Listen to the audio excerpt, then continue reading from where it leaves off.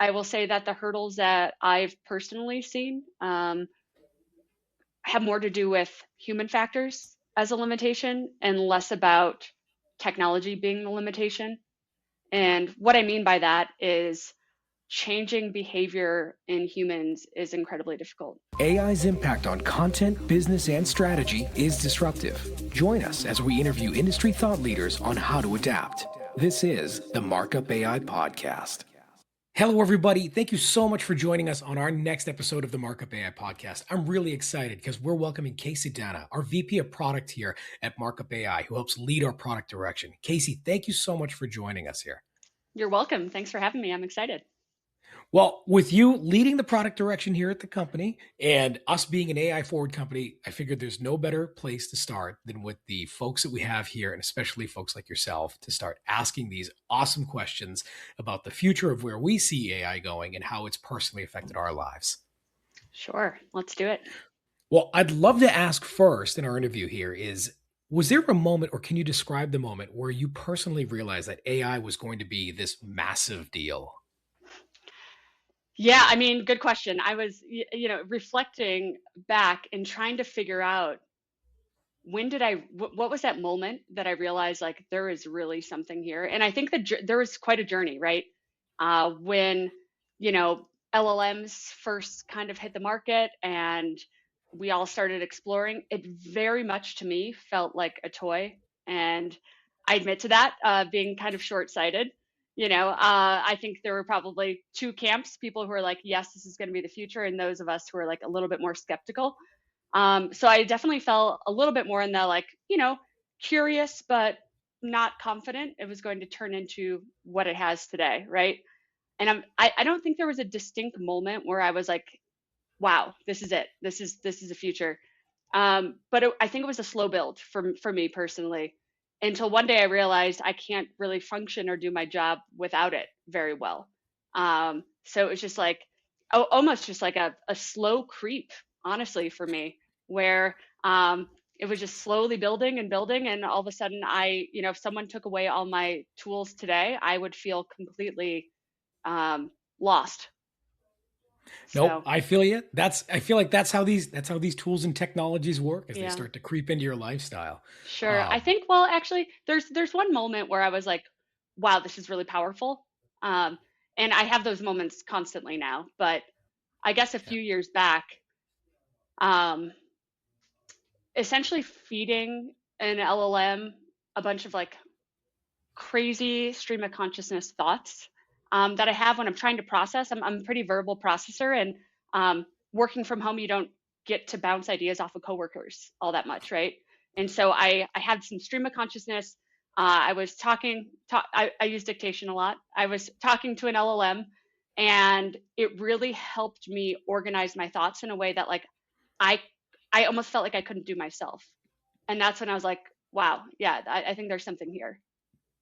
Nope, I feel you. And it is that way to kind of build that other persona that you may need. And you might need different like you can always talk to your friends, you can always talk to certain coworkers, but Hmm. there may be other personas that you need to get advice from that has this plethora of information that you just don't have access to. In having that opportunity to kind of build those, to ask these types of questions, it's a huge way to get information fast and to find ways to get your ideas and thoughts absolutely projected out as quick as possible. Yep. I'd love to ask too. So, using these LLMs, you're saying you wouldn't know what to do if all these tools were suddenly ripped away from you today. But I'm assuming there had to be some examples or experiences when you're going and testing these tools that you're realizing like, wow, these are not as impressive as people are made out to. So were there any challenges in the hype from your opinion where the outcomes really didn't match what the hype was saying these tools were doing? Yeah, I mean, absolutely. There are a lot of letdowns at the beginning. And I think that was just, early days of these tools. And um, there there's one instance, maybe this isn't like LLMs necessarily underperforming, but me leveraging LLMs in a way that I thought was really exciting and I thought was really cutting edge. And so an example of this is like built a prototype, some product on top of a bunch of different LLMs, via prompts. And I was excited. The dev teams were excited because we were using new technology and we felt pretty cutting edge. But then, you go put that prototype in front of your customers.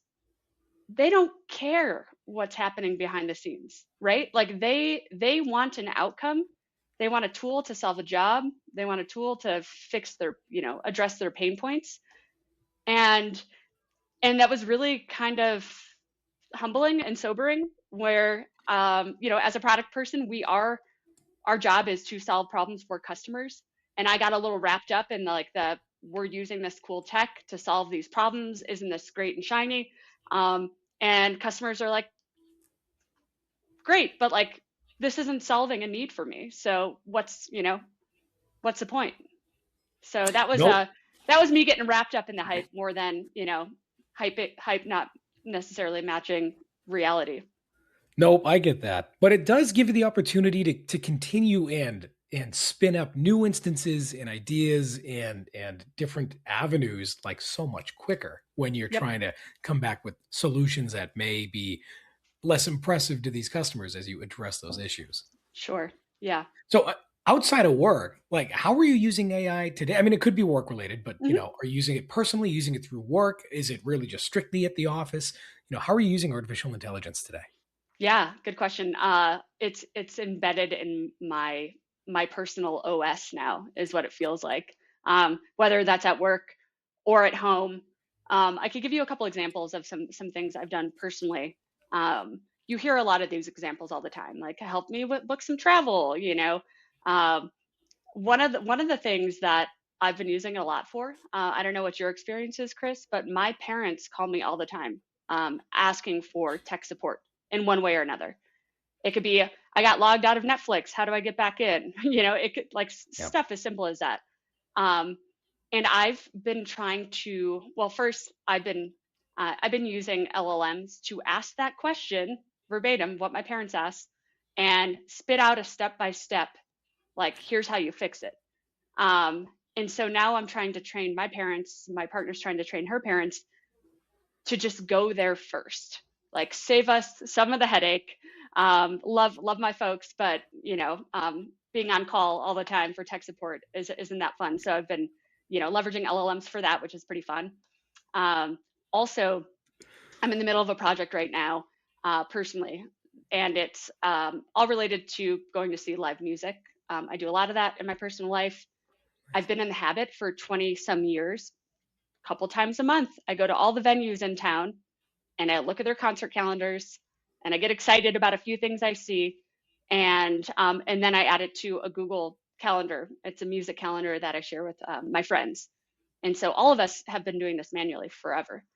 And I'm in the middle of building out a workflow where twice a month, I run this job, and it goes and looks at all the venues that I like, um, and it pulls out concerts that could be interesting to me. And right now, it's just shooting an email to me, showing me like what's coming up. But I would love to like build that out even further, so it gets to know me more and my tastes, kind of hook it into Apple Music or whatever system I'm using, and just help automate some of that manual work. You might get to a point where you tell it, where you like to sit in these venues, go find these tickets, don't exceed this Exactly. price, and go ahead and book me the experience. Yeah, for sure. So yeah, a lot of personal usage, and then obviously at work constantly. Um, Yeah, I think we've built a muscle memory to leverage the tools that help us do our jobs better. I Yeah, feel you. When it Chris, comes to muscle anything? memory, Sorry to yeah, interrupt you. no, yeah. Have you built anything personally, in your personal life that you're excited about? Uh, absolutely. So there's a handful of things that I've been using it for. So I had been AI first at work, and it took a lot longer for me to become more AI first personally. For example, I would still traditionally, I just recently hit that transition where if I have a question, I use a GPT now to answer that question as opposed to Googling it first, just because I know that the answers I'm going to be receiving are going to be a lot more hyper focused to what I need to get, and puts less of the onus of vetting all of the different areas that I have to get these answers from. And do I trust these sources? I can get the answers I want and verify if the sources that they gave me are from trusted sources that I like. Mm. So yeah, I mean, personally, I started getting into AI because I needed a way to help salespeople answer questions about competitive differentiation. And being the person to write a lot of the messaging and write a lot of the emails was just bogging me down. So, for out of a lazy necessity, I ended up building a GPT that ended up being very successful here to help folks get questions about competitive differentiators and things like that. So that was like my first big success. Personally, I was trying to use it for things like, hey, what are good gifts to get my children and so forth. And it just wasn't really hitting what I needed. But until more recently, I've started out there's a lot of things that have come of life in the past like 10 years where, I'm trying to really plan for the future. I have a lot of financial advisement questions. And the last thing I really have the opportunity to do is go and like sit down and find a financial advisor, pay the hours to sit with them. So now, not saying that we use these tools for like investment strategies, but if I want to know questions such as, here's how much I have now invested, if I continue to invest this based on these rates, where should I be in the next X years? And have it build these strategy ideas of where I should be and what I need to do to reach certain goals. So I can now sit down with folks and have a very detailed professional conversation. These are the absolute amazing things that these GPTs can do that are going to save me hours and answer questions that I don't even realize I had to ask certain folks to give me the information I need. Yeah. So now, completely AI first when I have a problem or question in both my personal and work life. Yeah, absolutely. I just went through an exercise like that. We are looking into buying a new home. I got a buyer agreement contract a couple days ago. I Legal jargon to me, it breaks my brain. I reread a sentence 3 times and I'm like, what is this trying to tell me? And I actually used, I think that was Claude to try to help me make sense of some of the clauses. And that was like so valuable, way cheaper than, maybe getting an attorney involved for that instance. And I mean, eventually you will need to, but that at Right, least leads you down the direction of this clause seems questionable to me. Now you know what to ask in those right. processes to make sure that you're getting these problems or these questions answered. Yep. No, 100%. I've used it plenty of times to understand complex documentation. I'm still 50-50 on what level of private information I'm willing to share. Like medical information, I'm still a hard no on that one. But Yeah. things like that, I'm absolutely all in for figuring that stuff out. Hmm.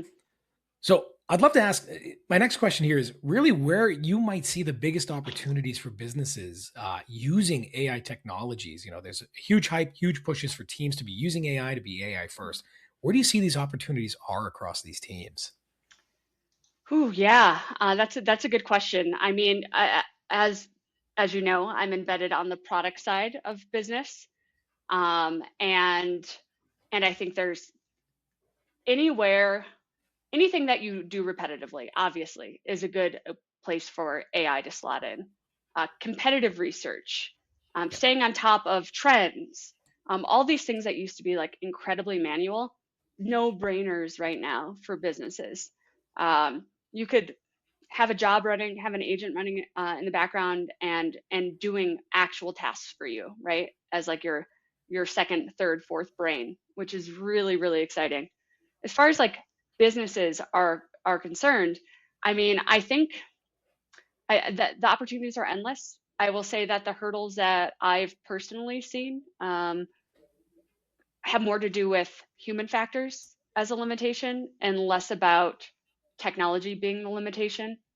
And what I mean by that is changing behavior in humans is incredibly difficult. Um, and even if there's a mandate that, and you hear this a lot, that we are AI first, we are going to leverage AI tools, getting people there is really challenging for a number of reasons. Changing behavior, obviously, not everyone is comfortable just rolling up their sleeves and trying something new out.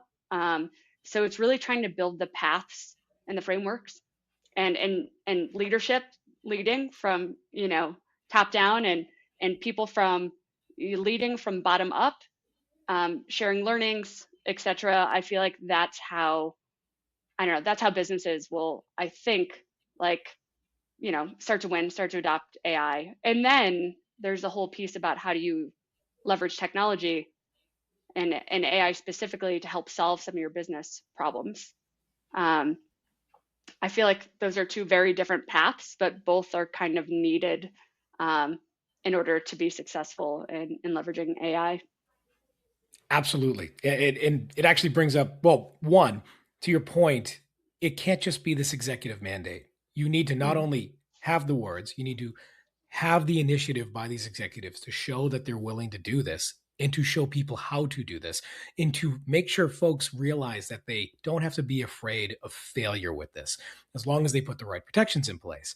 And I love what we've done, at least in our organization, where it is literally a level playing field. Everyone, regardless of role, rank, or department, has the same access to pretty much the same tools and is encouraged equally to share their experiences. And so that's something I've at least seen here that has been extremely successful to getting adoption in the organization.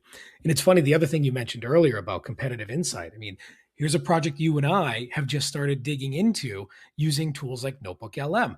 We're trying to research a lot of past history of customers and prospects to understand things like where do our competitors come up?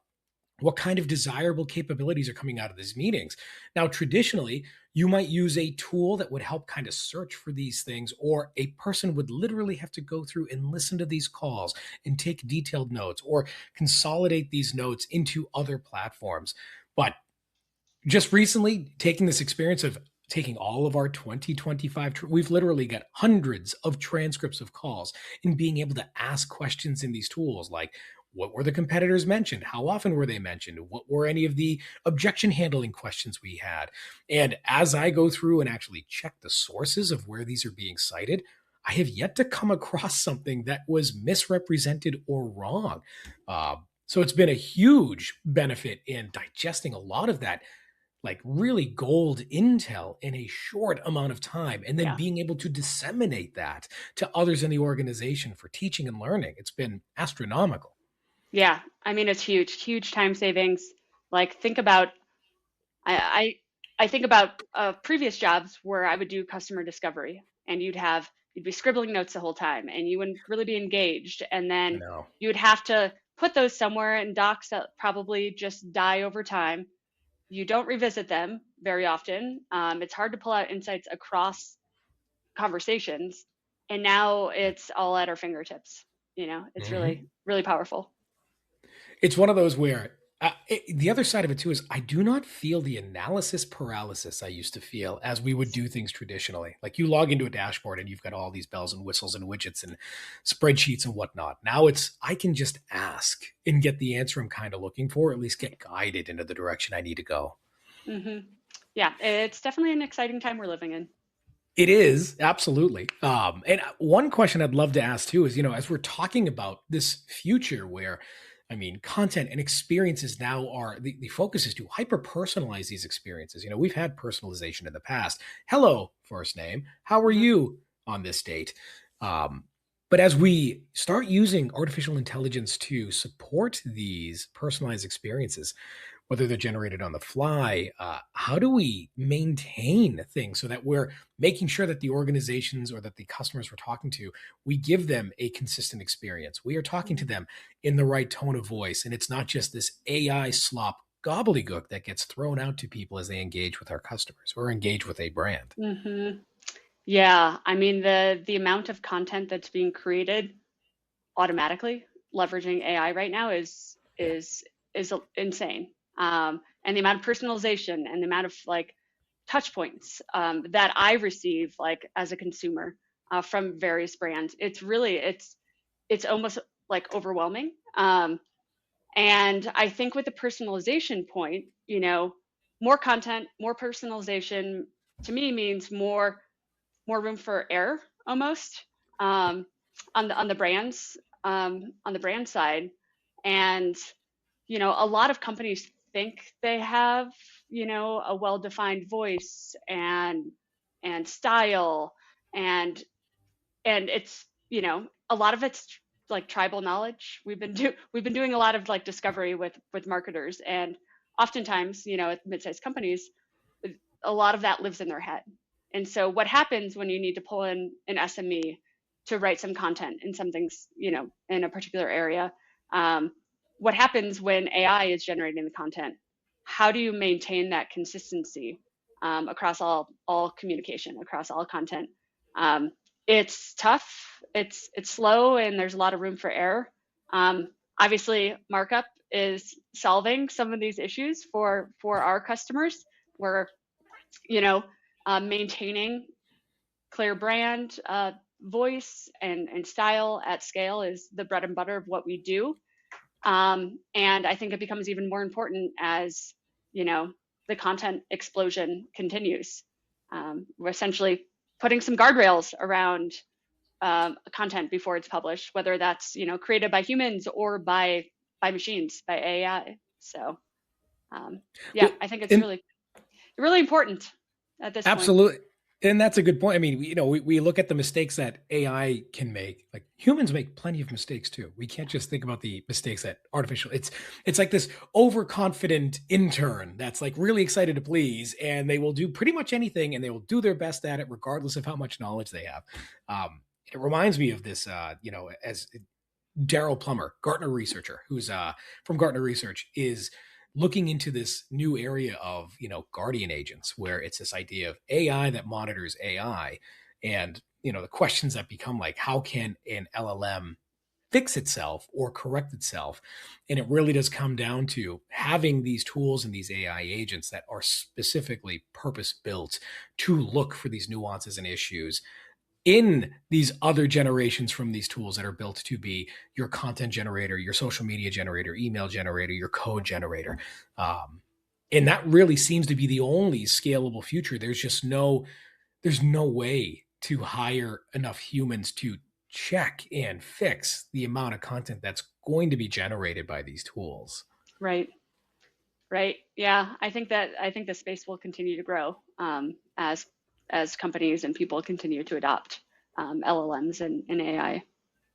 Yep, I agree. So, as we start talking about digital experiences and web experiences in this future where, humans are really becoming less involved in the user experience and agents are dominating these online interactions and services. I mean, we've got, what is it, the Atlas browser from ChatGPT that was released to help take actions on behalf of a person to do simple things through a web experience. But as agents start taking over these digital experiences, how are businesses going to adapt to this digital world that is less used by humans and more used by AI? Yeah.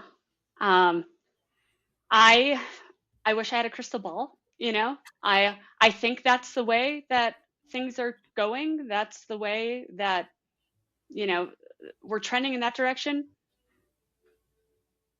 I'm wondering how far that pendulum's going to swing.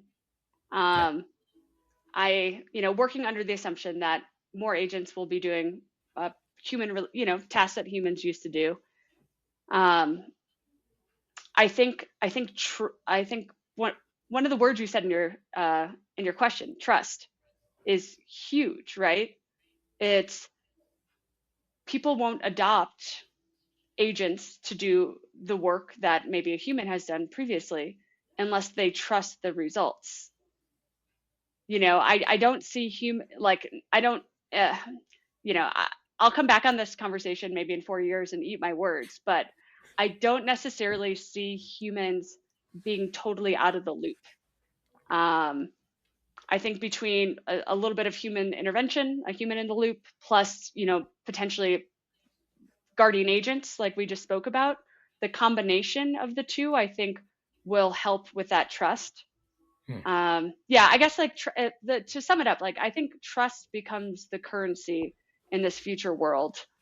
And another thing that I was thinking about too is if someone has a bad experience with AI, let's say you've created a chatbot that's helping, answer questions on behalf of your brand. If the chatbot gets it wrong, the consumer is not, the user is not saying, oh my God, I can't believe AI screwed this up. It's like, I can't believe this brand screwed this up, right? Yeah. You're like, you really have the potential to like erode trust with your customers, which, um, is pretty scary. And that's why I think having guardrails around these agents is really important, because Yep. you get very few chances to screw up before people walk. So you want to make sure you could do everything you can to make sure, there are guardrails around content that AI is generating or solutions that AI is, putting out there. 100%. And it's what's always kind of stuck to me is, I'm in this, I look at this internet experience much like what we have now when it comes to driving on our roads. We now have human drivers driving with robotic drivers, and we're running into the challenges of what do AI drivers do on a road with unpredictable human activity and behavior? Sure.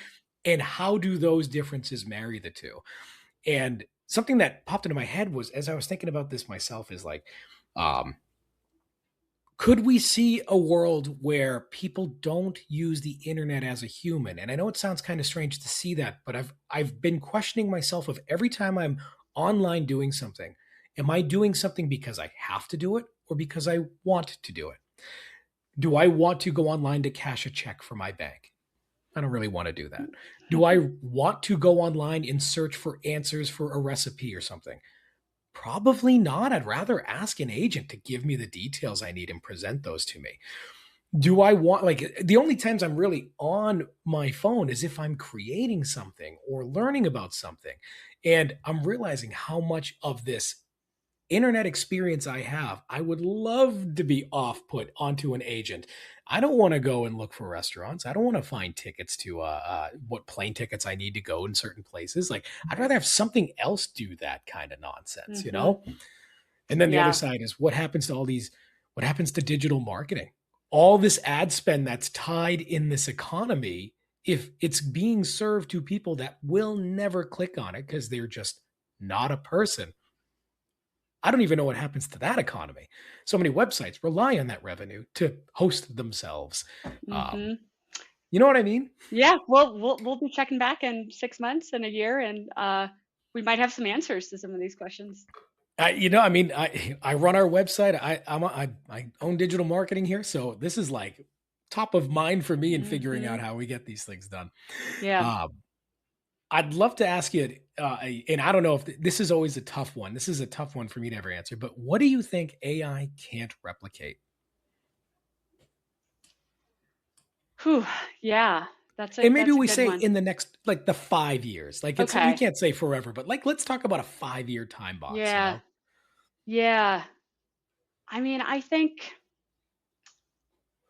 right now, at least in the short term, I won't even say 5 years. I'll say a year.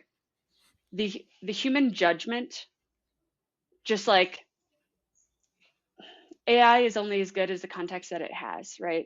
And so right now, I think having a human help guide it is important, for certain situations, right? Like I don't think I would ever go to ChatGPT or something and ask what to build necessarily. You're going to get these like cookie cutter answers, right? A lot Sure. of companies are doing that. We've been hearing that on some discovery calls that we're doing with marketers, where yes, AI has been a great partner for them to help maybe like drum up ideas or help with first drafts of content. But there's this human element that is really hard to put your finger on, especially for brands, product marketers or content marketers, um, where they feel like AI generated content is just like falling short because there's that last like 10% or the last mile that is all about the human making the decision to say, like, this is, yeah, it's like it's that's piece that's like really hard to explain. And if something is really hard to explain, like intuition or judgment or something like that, I think AI is going to also struggle with that. But we'll see. You know, that's the world we're living in today. Who knows what that's going to look like tomorrow? No, I feel you. I look What into is the your future and Oh, sorry, go What? ahead. Yeah, what is your take? Oh, so I'm so conflicted here, and I don't know if I can like, I always look at this and say, yes, there's a human element to things that can never be taken away. And when you look at things, it's the big argument is AI is really just creating derivatives of existing work. It can never create, right? And I think, yes, that's absolutely true until I think about what do I create, right? So if I'm creating documents or assets for sellers for the website, I'm really just working on derivatives of existing content. Sure. And I like to play instruments, piano, guitar, drums. I love all those things. But if I look at a piano and I think I'm going to write a song, there's only 96 keys on a keyboard, 12 keys to an octave, 7 to 8 octaves on a piano. There is already a defined number of frequencies that every key hits. And all I'm doing is putting them together in a predictable way, right? Kind of like colors. There is no such thing as a new color that will ever be discovered. We know every color on the hexadecimal numbers. We have those exist. So when I'm creating music, I'm not really creating anything new. I'm using referenced available materials to create a combination of an output. And then I have this like existential crisis of that is kind of what AI is doing. So I have a real tough time identifying what is it in the creative process that really is the human owned and only aspect to it. And I have a tough time answering that. Sure. But Yeah. I'll give you, if we look at the next 5 years, what can't AI replicate? It is the strategic approach of execution that it cannot hit, right? Right. So Yep. we have a product release right now. Sure, I can tell an AI who our target audience is, their pain points, what their challenges are, um, and have it generate things like outreach materials, social media campaigns, product documentation, all the likes of that. But there is nothing that orchestrates that yet, Right. and I don't see that being truly successful, at least in the next 1 to 2 years. That's the attempt we're going to go for. I see us getting there at one point, but Yeah. right now, that level of foresight in the business that's happening today, like we can look historically and see how businesses have performed and why they've performed that way. But none of these businesses have performed in a realm of AI explosive creativity and optimization. And there is nothing in the history that's going to predict how to flourish in that today. There's guidance, Yeah. but that is unpredictable. And so AI can't replicate that gut feel in that Right. direction. Right. Exactly. Yeah. It's that thing that's like really hard to, yeah, again, put your finger on. Um, you have a hard time describing it. It's the strategy. It's the what your gut. Um, so that's where we are right now. We'll see where we are tomorrow. Yeah, we should record this in a year and see how our opinions have changed Yep. from here out. Hmm. Kayce, I have one more question I'd love to ask you before we call it today, and that is, what are the biggest mistakes or challenges you see that businesses are going to face when they're deploying AI technologies? Hmm. Yeah. Again, putting on my product hat. Um, to me, it's focusing on the technology and not focusing on the problem you're trying to solve. And so if you're leading with technology, if you're leading with we need to use AI, but you're not thinking of like what problem are we trying to solve with it, I feel like that is a huge pitfall. Um, Yeah, and you know, mandates like we need to use more AI. That's not super actionable.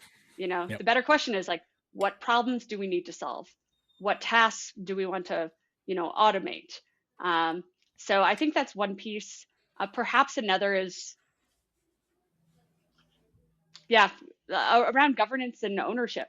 You know, so once AI touches real workflows or customer content, you know, questions like who's responsible and what guardrails exist do become critical. And I think it's important for businesses to think about that at the beginning, not reactively, at the end. Yep. Nope, I agree, and I've heard this I've heard this in a number of different areas where it's we got everyone Copilot licenses, so we're great, and it's like for what? Yeah. And then you get the blank, well, to make them faster. At Right. what? Well, when you don't have that use case or that pain point defined, what you're trying to do, you don't have goals. And Right. when you don't have goals, you don't know what to train people on. And that leaves you in this position where your success is greatly diminished. If you even see it, if you think that just buying people these tools and no training and no foresight and no use cases are considered, you know, use case Right. first approach, completely agree with you there. Yeah. Kayce, I can't thank you enough for coming on to this episode here. I'd love to have you back again. This was absolutely awesome to have you on. So thank you. Yes, of course. It was fun. A nice break to the day. And for those of you watching, thank you so much for watching our episode here. If you haven't yet, we would absolutely appreciate a subscribe and a like if you happen to be on one of the YouTube channels. And finally, if you do have a question for Kayce or myself, go ahead and post that in the comment area below. We'll absolutely get back to you. Thank you again for watching. Have a great week. Thanks.